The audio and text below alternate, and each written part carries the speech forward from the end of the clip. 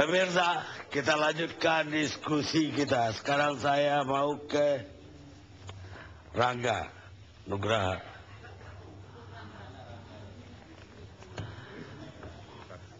Anda dikabarkan sebagai saksi mata pada pagi itu. Bisa Anda ceritakan kembali apa yang Anda alami? Sebenarnya saya ada di tempat kejadian di TKP juga kebetulan karena saya sedang perjalanan menuju pulang ke rumah. Dari kemana? Dari merayakan tahun baru Pak di HI. Di mana? Bundaran HI.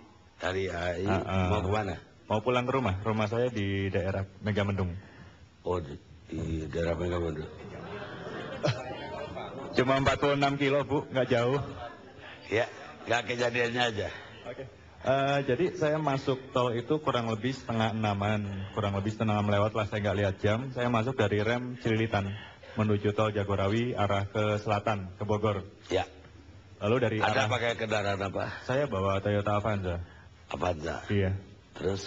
Dari sebelah kanan saya sebelum jadi satu jalurnya itu Pak, ya. Antara tol yang kanan sama yang dari Cililitan, ada BMW itu, ada BMW X5 itu. Ya. Dia di depan Anda? Waktu itu masih di samping, sebelum jadi satu jalurnya. Ya. Otomatis kan saya ngurangin kecepatan karena saya pindah jalur.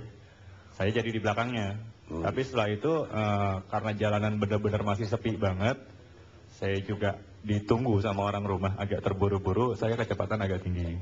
Ya.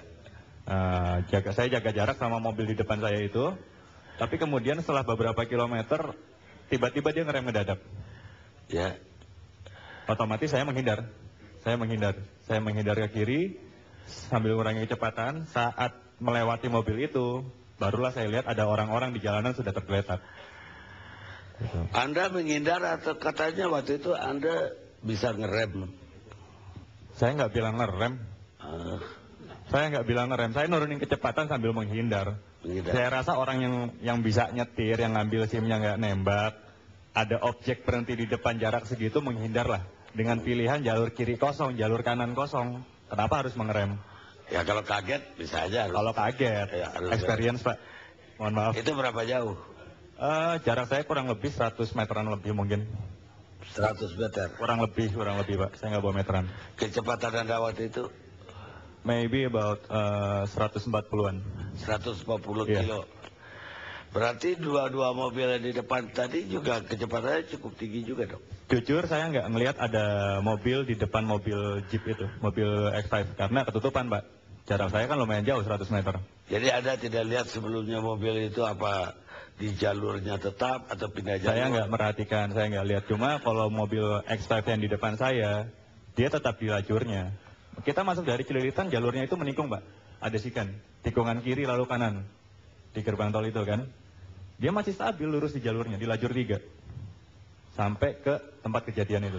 Setelah Anda lihat ada orang yang berjatuhan, terus apa yang Anda lakukan? Ya otomatis naluri saya harus tolong. Kalau gitu saya bisa tolong, saya harus tolong. Saya berhenti. Saya berhenti di lajur paling kanan. Di lajur paling kanan? Lajur paling kanan, karena korban ada di lajur 3 sama lajur 4. Terus Anda berhenti, mobil yang ketabrak masih ada nggak di situ? Saya nggak tahu kalau itu tabrakan mobil Pak. Saya pikir itu orang nyebrang. Orang nyebrang. Jadi berarti tidak ada mobil yang Anda lihat di tabrak? Karena saya lihat cuma satu mobil yang berhenti di TKP. Yaitu BMW tadi? BMW X5 itu. Lah mobil satu lagi korban nggak lihat? Saya nggak lihat. Di luar orang yang jatuh Anda nggak lihat orang lain juga? Ada. Maksudnya setelah saya berhenti ya? Ya. Setelah saya berhenti, saya turun mobil. Saya bantu korban pertama yang paling dekat sama lokasi saya berhenti. Ya. Itu sudah ada beberapa orang. Cuma saya nggak tahu itu siapa dan dari mana.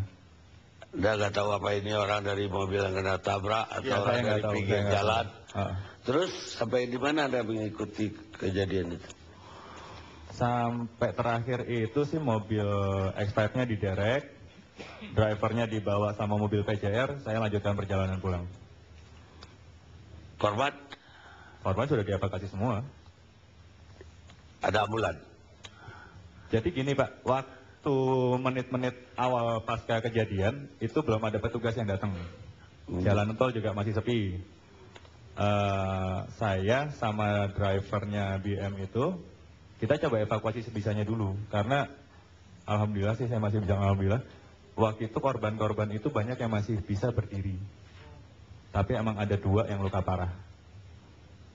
Jadi kita bantu gotong ke pinggir, kita papah ke pinggir, sambil kita tanya. Waktu itu saya yang nanya, pertama, ibu ini dari mana? Ibu nyebrang. Ibu-ibu itu katakan, enggak mas, saya naik mobil. Terus saya tanya, mobilnya mana? Mobilnya jalan terus, dia bilang. Logika saya adalah orang ini habis kebentur, kepalanya mungkin jawabannya ngaco, saya ngambil pusing, Mbak. Saya cari korban lain untuk ditolongin. Anda nggak bawa korbannya ke rumah sakit? Saya bawa ke rumah sakit, Pak. Yang mana? Ada bapak-bapak, ibu-ibu sama 2 anak kecil. Yang parah yang Anda bilang? Bukan yang parah, Pak. Yang parah saya nggak berani handle karena di luar kemampuan saya. Jadi ada bapak-bapak ini, saya nggak tahu itu korban apa bukan. Cuma dia mau menggandeng ibu itu ya. Saya gendong, ada anak kecil tergeletak di jalan. Ibu itu nanya, anak saya mana, anak saya mana. Saya gendong, saya serahkan. Bu, ini anaknya ya, Bu? Terus dia bilang, iya. Dia bilang, mas, anak saya masih nafas, ayo kita ke rumah sakit. Itu Anda bawa? Saya bawa. Ke rumah sakit? Itu yang belakangan meninggal? Kalau nggak salah berarti itu balitanya meninggal, Pak. Kebetulan waktu saya nyampe rumah, saya baru sadar pas bersihin noda-noda darah itu, ada topinya ketinggalan. Topi anak kecil itu. Ada darahnya, cuma udah dibuang. Baik, Saudara Rangga, saya mau balik ke Pak Ivan. Pak Ivan, saya gak akan nanya benar gak ya, tapi bagaimana Pak Ivan melihat waktu kasus April, polisi cepat sekali melakukan tindakan dan menuduhnya itu loh. Waktu itu saya juga agak sependapat. Polantas itu atau Polda ketika itu memakai pasal 338, bukan pasal lalu lintas, tapi pasal pembunuhan. Kemudian kasus yang lain, polisi justru membiarkan di Jakarta ini banyak kecelakaan berakhir dengan perdamaian. Sementara yang orang-orang terkenal walaupun sudah damai tetap dilanjutkan. Ini equalnya itu nggak kelihatan. Sebenarnya standarnya itu harusnya bagaimana? Pak Anu juga kalau mau menambahkan juga boleh, Pak Kris. Ya, terima kasih Pak Karni. Permasalahannya begini ya Pak. Kita bukan membiarkan atau mendamaikan. Tetapi pada konteks penegakan hukum, polisi itu ada kewenangan diskresi. Tetapi yang didiskresikan itu bukan hal-hal yang menimbulkan korban luka berat atau meninggal dunia. Jadi kalau saya tidak sependapat dengan konsep polisi membiarkan di perdamaian, kalau ini orang terkenal terus dilanjutkan. Bukan itu Pak. Permasalahannya adalah, karena dalam konteks seperti ini ketika hanya korban material, kemudian orang ini luka ringan, akan saling sudah tahu tidak ada permasalahan. Kita yang paling penting adalah bagaimana polisi ini di dalam menegakkan hukum ada manfaat untuk pencegahan. Kita sepakat bahwa korban kecelakaan ini sudah begitu besar Pak.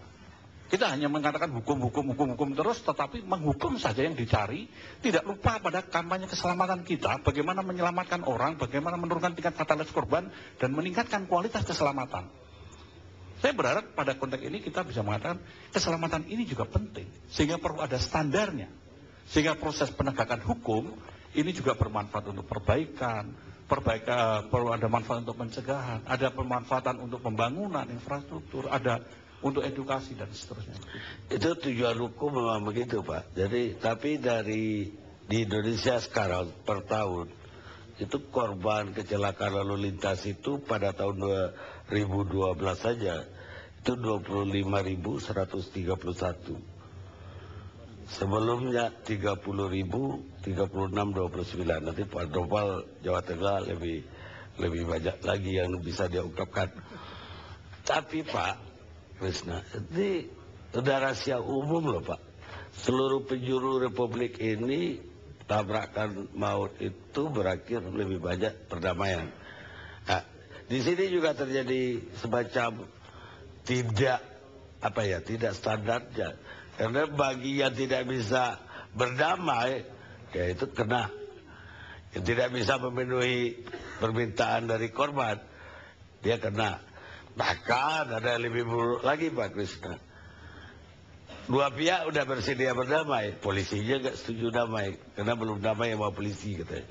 Wah. Nah, ya ini udah pembicaraan publik. Pak Krisna harus bisa mengklarifikasinya ke publik. Ya, memang begini Pak. Sekarang orang boleh mengatakan, oh ini apa saja, silahkan. Tetapi pada konteks seperti inilah, polisi sekarang ini dalam bekerja adalah mengacu pada supremasi hukum, tentunya pada Undang-Undang Nomor 22 Tahun 2009. Yang pertama, bagaimana untuk mewujudkan dan memelihara keamanan, keselamatan, ketertiban, dan kelancaran lalu lintas. Yang kedua, bagaimana meningkatkan kualitas keselamatan dan menurunkan tingkat fatalitas korban. Yang ketiga, bagaimana kita membangun budaya tertib lalu lintas. Yang keempat, bagaimana meningkatkan kualitas pelayanan kepada publik. Dan dalam konteks ini tentunya polisi ini mengacu pada deklarasi PBB yang kita sudah canangkan melalui RUNK atau Rencana Umum Nasional Keselamatan dan DKD Aksi Keselamatan. Ada 5 pilar yang menjadi pedoman kita semua. Karena permasalahan keselamatan bukan hanya permasalahan polisi saja. Tetapi kita ada, yang pertama, pilar pertama adalah road safety management. Yang kedua ada pada safer road, yang ketiga safer vehicle, keempat safer people, yang kelima adalah pada post crash. Nah, kelima hal inilah yang perlu akan menjadi saling terkait atau saling mengkait. Pada proses keselamatan ini kita mengatakan bahwa kecelakaan memang harus menjadi suatu perhatian. Dan saya juga mengapresiasi bahwa sekarang pada kegiatan operasi-operasi yang lain juga dipertanyakan masalah keselamatan. Nah mungkin pada konteks seperti ini kita sekarang melihat bahwa yang paling penting bagaimana kita dapat meningkatkan kualitas keselamatan dan 5 pilar ini bisa dijalankan dengan baik dan sinergis dan kita ini bisa mengatakan Indonesia tidak terlalu buruklah citranya dalam proses keselamatan itu. Ya, pada tahu ya. Memang udah ada perkembangan di Polri bahwa yang saya tanyakan kepada Anwar Buhadi tadi, bahwa kita mau pakai restoratif tadi, bahwa perdamaian bisa dipakai untuk menyelesaikan kasus yang seperti ini. Kalau itu standarnya udah begitu, bagi masyarakat kan juga jelas. Kalau dia bisa melakukan perdamaian dengan korban, maka pidananya bisa selesai. Apa kita udah mulai menganut azas itu? Kalau itu benar juga gak ada salahnya. Polri juga gak salah. Tapi kalau itu tidak atau setengah-setengah, itu menyebabkan terjadi tidak equal tapi diskriminatif. Bagi Pak atau ada pengarahan dari atas harusnya bagaimana? Jadi begini Pak, bukan pengarahan, tetapi polisi ini pada penyidik independen Pak. Pada kasus kecelakaan, ini kita juga ada kasus kemanusiaan tentunya. Kita melihat bahwa ada korban. Kita juga tidak pernah melihat, hanya pada korban, oke lah kalau meninggal selesai Pak. Tetapi yang cacat, pernahkah kita memikirkan yang cacat Pak? Pernah kita melihat, ada, waktu itu saya berada di Riau, saya membuat suatu komunitas korban kecelakaan Pak. Kecelakaan ini korban yang setengah mati Pak, dia seumur hidup cacat. Dalam mukanya itu ada 12 pen. Dia tidak kehilangan kakinya, kehilangan tangannya. Ada yang tidak bisa, ya antara hidup dan mati. Dikatakan mati tidak. Nah, pada konteks seperti inilah yang kita harus juga melihat. Kita juga banyak pihak yang harus memikirkan masalah keselamatan. Terutama korban-korban kecelakaan ini Pak. Karena yang menjadi korban bukan hanya yang meninggal atau yang luka saja. Tetapi yang ditinggalkan juga Pak. Ya itu kalau bisa dilakukan dengan perdamaian kan juga bisa. Artinya begini Pak ya. Pelaku ini kan kecelakaan ini kan bukan yang namanya delik aduan. Yang kedua adalah kita mengatakan bahwa polisi mempunyai kewenangan untuk diskresi, ada namanya resolute justice dan ada restoration dan ada juga apa namanya disebut IDR. Nah, alternative dispute resolution. Konteks ini adalah satu Pak, adalah untuk mungkin kemanusiaan. 2 untuk keadilan. Pada konteks seperti ini kita melihat bukan pada konteks yang menimbulkan korban luka berat atau meninggal dunia. Perdamaian ini yang dikatakan adalah kemanusiaan. Ada empatinya kepada orang. Jadi hanya dibenarkan perdamaian untuk kasus yang tidak ada korban. Ya kalau tidak ada korban. Sekarang begini Pak. Orang itu kadang-kadang kalau kecelakaan ya Pak. Tidak ada korban, hanya lelet-lelet. Orang sampai otot-ototan, ya, sampai kepala. Permasalahannya satu Pak. Hanya untuk ganti rugi. asuransi kita ini juga perlu diperbaiki Pak, sehingga ketika terjadi kecelakaan semua orang tenang Pak. Jadi pada prinsipnya polisi belum ke azasnya tadi, retroaktif tadi, tapi masih karena ini bukan delik aduan, ini berlaku delik umum. Begitu kan Pak? Ya, memang, tapi kan melihat dampak dan eksesnya Pak. Karena polisi ini kan di dalam menegakkan hukum, yang pertama kan bukan semata-mata untuk hukum saja tadi katakan, tetapi ada segi kemanusiaan yang lain. Bisa saja karena hukum ini diterapkan. Mungkin Pak Karni masih ingat waktu acara yang lalu, permasalahan yang berkaitan dengan hal-hal yang ringan-ringan atau yang apa, kita juga pada konteks ini, pada konteks diskresi ini adalah bagaimana seorang polisi ini kan juga dalam menegakkan hukum memberikan rasa keadilan Pak. Ya diskresi sendiri kan ada situasinya, baru kita ngambil diskresi. Bukan setiap kasus kita boleh diskresi. Tapi yang ingin saya dapat tanggapan Bapak, karena di tangan Polda juga, belum Bapak itu. Tapi yang sebelum Bapak, bisa menerapkan 338 untuk kasus kecelakaan lalu lintas. Apa tanggapan? Ya, saya melihat bahwa kita melihat pada kecelakaan pada intinya adalah tidak ada yang ingin terjadi kecelakaan ini. Yang pertama. Yang kedua, pada kasus yang Apriani itu memang berbeda Pak. Korban banyak, dia melarikan diri, tidak ada penyesalan. Karena konteks seperti ini kita harus mengingat bahwa pada konteks kecelakaan ini setiap orang tidak ada unsur kesengajaan. Nah, ketika ada unsur kesengajaan dia melarikan diri, ini suatu kejahatan kemanusiaan Pak. Untuk SIM sendiri kita harus memikirkan dan mungkin ini kesepakatan bersama. Yang pertama, dalam proses perpanjangan SIM, orang ini ada yang tidak perlu diuji ulang karena dia tidak pernah melanggar. Dia patuh aturan. Ini sebagai apresiasi, dia boleh memperpanjang di mana saja tanpa ujian. Yang kedua, dia harus uji ulang karena pernah melanggar atau dia pernah terlibat kecelakaan. Yang ketiga, dia harus dicabut sementara karena dia mengemudikan kendaraan bermotor karena melanggar hal-hal yang membahayakan keselamatan, baik bagi dirinya atau orang lain. Yang keempat, cabut seumur hidup kalau tabrak lari. Jangan, saya nggak ke situ Pak. Pembunuhan itu sampai hari ini di benak saya itu Pak, niat. Sengaja, niat. Dan niat itu terbagi dua Pak. Niat saya bayangkan orang itu mati. Keyakinan bahwa orang yang saya tusuk mati. Itu niat Pak. Bagaimana mungkin seorang pengendara mobil, walaupun yang Bapak bilang tadi, dia nabrak banyak orang, bisa dikatakan niat. Offset. Kulpa atau? Kalau kulpa nggak 338 lagi. Bahkan orang yang menusuk orang di bar atau lagi otot-ototan di kafe, tiba-tiba orangnya meninggal. Itu pun tidak pembunuhan Pak. Penganiayaan menyebabkan matinya orang. Bagaimana kecelakaan bisa jadi pembunuhan? Ya, saya kira itu kurang tepat lah menurut saya. Baik, itu yang saya kejar tadi Pak. Saya mau ke keluarga Apriadi. Yang mana saudaranya Apriadi? Bapak apanya? Kalau Bapak? Saya dari keselamatan, konsultan keselamatan. Oh, konsultan keselamatan.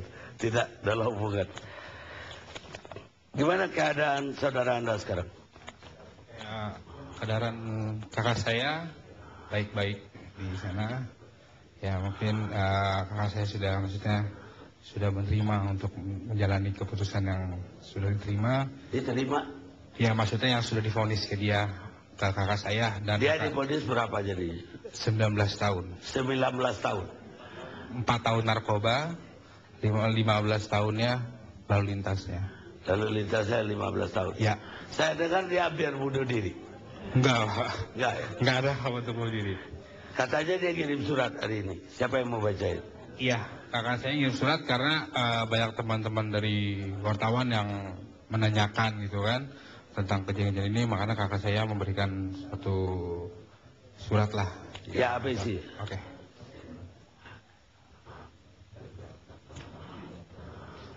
Oke, ini surat dari kakak saya. Ketika saya Anda, kita diciptakan, maka takdir akan mengekor pada perjalanan masa. Takdir apapun itu pasti akan terjadi, tak akan ada yang mengulangnya, tidak untuk sedetik pun. Hidup manusia itu menjalani takdir, dan takdir bukan hanya tentang mati dan jodoh. Tapi takdir juga tentang putaran waktu yang kita jalani setiap hari sampai nanti di titik habisnya. Anehnya, sekalipun takdir itu hadir dalam setiap rutinitas, tapi kadang kita tidak sedikit pun menyadarinya. Sederhananya adalah kita yang mungkin tiap hari bertemu dengan orang-orang yang sama di rumah, di kantor, di lingkungan, belum tentu mengalami plotting cerita yang sama. Atau mungkin kita si penggemar mie ayam tidak akan mungkin merasakan sensasi rasa yang sama setiap kali kita menyantap mie ayam tersebut. Bahkan dengan pembuat yang sama sekalipun. Jadi, sungguh apapun yang ada di depan kita adalah takdir.